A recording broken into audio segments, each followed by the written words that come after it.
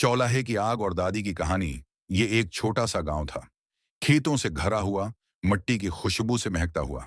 नाम था नीम गांव। उस गांव में एक पुरानी हवेली थी जहां दादी सुरुजा रहा करती थी।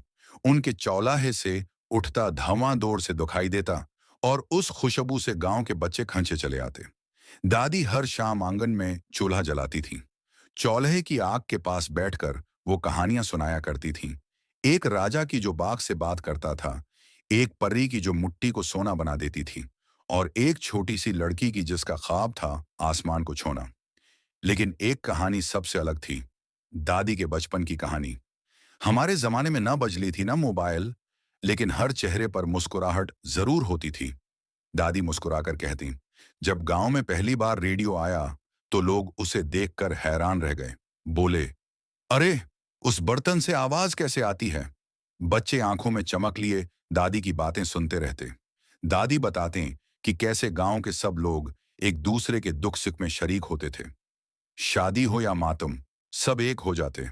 रात को खाट पर लेटकर तारे गुनना और अमरूद के पेड़ से छुप के अमरूद तोड़ना, यही उनका खेल होता।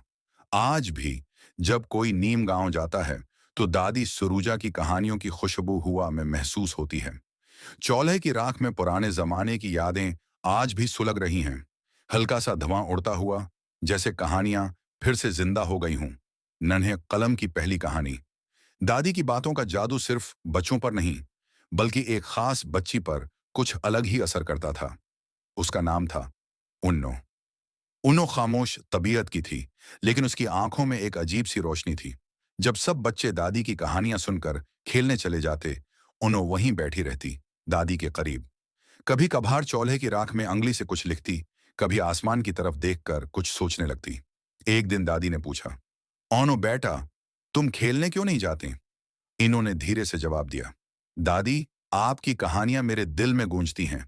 मैं चाहती हूं कि ये कभी खत्म ना हो। दादी ने मुस्कुराकर उसके सर पर हाथ फेरा। तो उन्हें लिख लिया कर बेटी, शायद एक दिन पूरी दुनिया उन कहानियों को पढ़े। इसी दिन से उन्होंने अपनी पुरानी कॉपी में कहानियां लिखनी शुरू कर दी। पहली कहानी थी राजा जो फूलों से बात करता था। इन्होंने वो सब लिखा जो उसने दादी से सुना, लेकिन कुछ अपना भी शामिल किया। वो राजा अब सितारों को भी पहचानने लगा था और चांदनी से ख्वाब बुनता था। जब दादी ने वो कहानी पढ़ी, उनकी आंखें नम हो गईं। मेरी बेटी ने मेरी बातों को अम्र कर दिया। चौल्हे की आग इस रात कुछ और ज्यादा रोशन लगी, जैसे वो भी उन्हों की कहानी पर खुश हो। यूं दादी की बातें अब सिर्फ हुआ में नहीं, सफ़ों पर भी तैरने लगी। उन्हों का नन्हा सा कलम पुराने जमाने की वो रोशनी बन गया। जो कभी मध्यम न होगी उन्हों का ख्वाब, शहर की रोशनियों में उन्होंने जो पहली कहानी लिखी थी, उसे दादी ने संभाल कर रखा। एक दिन गांव में एक स्कूल के उस्ताद मास्टर रशीद दादी से मिलने आए। चौल्हे की खुशबू और दादी की कहानियां दोनों उन्हें बचपन से अजीज थीं। जब दादी ने अन्नों की लिखी हुई कहानी दिखाई तो वो हैरान रह गए। ये तो वाकई एक अनमोल खजाना है, मास्टर रशीद बोले। मैं उसे शहर के अदबी मेले में ले जा रहा हूं। वहां बच्चों के लिए कहानियों का मुकाबला हो रहा है। दादी ने अनु की तरफ देखा, जैसे पुकार कर कह रही हूं, बेटा, अब तुम्हारी कहानी उड़ान भरने को तैयार है। मास्टर रशीद अनु की कहानी साथ ले गए। कुछ दिन बाद एक खत आया। अनु की कहानी ने मुकाबले में पहली पोजीशन हासिल की थी। शहर से अखबार आए जिसमें अनु का नाम छुपा था। गांव की बची, उन्होंने अपनी दादी की कहानी को जिंदा कर दिया। पूरा गांव खुशी से नहाल हो गया।